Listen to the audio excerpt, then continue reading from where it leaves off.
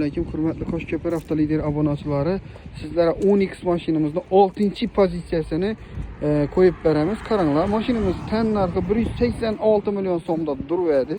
Bu maşinimizni kim bilse 230 milyon ama böyle ben 3 milyona bölüp beraber tuttu hazır.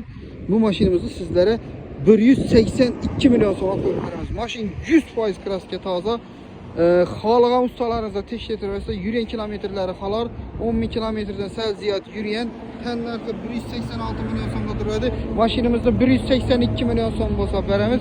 Maşinimiz Koçköpür Avtolider'de satılır. Geleversizlar 24 saat işte adam bo'ladi. Pozitsiyasına keladigan bo'lsak, eng full pozitsiyasi avtoparkovkalar ham baxili, ya'ni o'zinizni parkovka qiladi.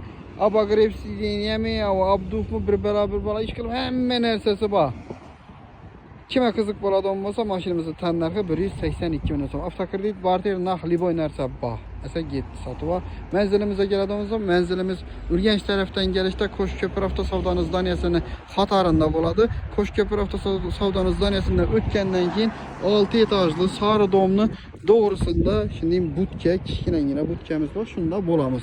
Mashinalarimizdan vibrlarimiz ko'p, gelip savdolaşıp alsanızlar bo'ladi. Hamma mashindan bor. Agar bizda yo'q bo'lsa topib ham beraveramiz. Hammalaringizga rahmat e'tibor uchun. Yasangizlar xizmat qilishda davom qilaveramiz.